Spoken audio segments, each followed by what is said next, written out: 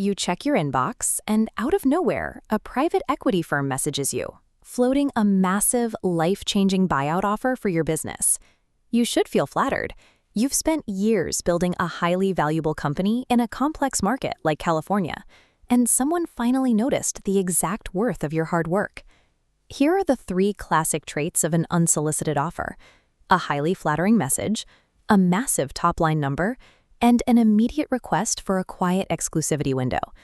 Those first 2 traits feel like a clean win, but that final item, quiet exclusivity, exists specifically to eliminate your alternatives.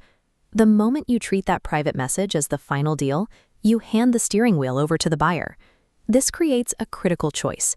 Do you accept the speed of a one-buyer offer, or do you take on the effort of running a multi-buyer auction to protect your final payout?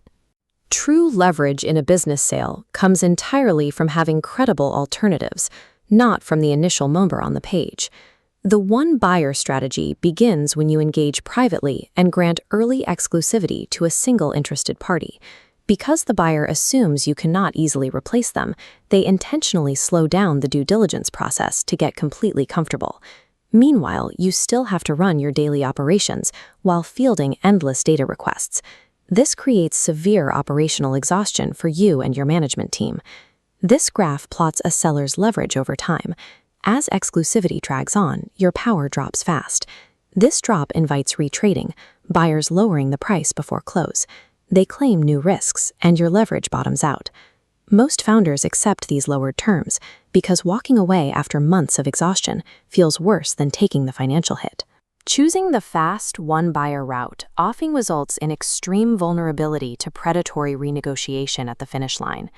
You avoid that trap through a controlled auction strategy, replacing that drifting timeline with a strict 45-day synchronized calendar. This split screen compares a single drifting timeline against a 45-day controlled auction.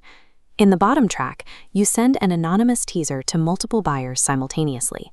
This coordinated launch creates comparability, preventing any early informational advantage. Next, you force all interested parties to submit their initial bids and final letters of intent on non-negotiable hard deadlines. Setting these hard deadlines generates a real fear of missing out. Buyers see that they are up against active competition, and they have to act. There is a required trade-off. You risk losing a buyer who refuses to follow your auction rules, but enforcing those rules makes the remaining buyers compete aggressively. That competitive tension forces buyers to improve the quality of their offers across the board. Because they know they are being scored against rivals, they offer cleaner earnouts, better rollover equity, and higher cash at close. The controlled auction functions as a precision mechanism to secure the highest price and the safest structural terms for your exit. Operating in California adds another layer of complexity, where confidentiality acts as a tangible business asset, protected by rigorous process. If news of a deal leaks early, the uncertainty can cause your key customers to quickly flee to competitors. When a one-off deal drags out for months, you also increase the risk of triggering state-specific liabilities, like California WARN Act violations regarding early employee notification. The option process mitigates these risks by gating all deep financial and real estate information behind heavily enforced non-disclosure agreements. As the founder, you have to maintain strict operational discipline. You must time your disclosures to employees and landlords perfectly to avoid any premature leaks. Even if a private equity buyer promises ultimate discretion, the sheer length of a single one-on-one diligence process makes leaks highly likely. Running a tightly controlled, short-window process is the only reliable way to prevent valuation collapse from internal panic before closing. Deciding between these 2 paths requires an objective analysis of an initial offer's reality versus its promise. This flowchart outlines the framework, starting with one core question: did you receive a preemptive offer? The conditions to accept are rare. The offer must be significantly above valuation ranges, feature exceptionally clean terms, and the business must have extreme confidentiality fragility. Even if you meet these rare conditions and take the preemptive path, you must quietly maintain a backup plan.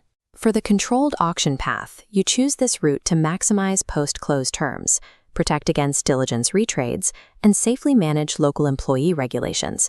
The vast majority of founders fall into this second category. To protect your legacy, you must build a market. Handing a buyer early exclusivity is an invitation for them to change the math later. Do not confuse a buyer's initial interest with actual leverage. Take control of the clock, force a market, and make buyers compete for the acquisition.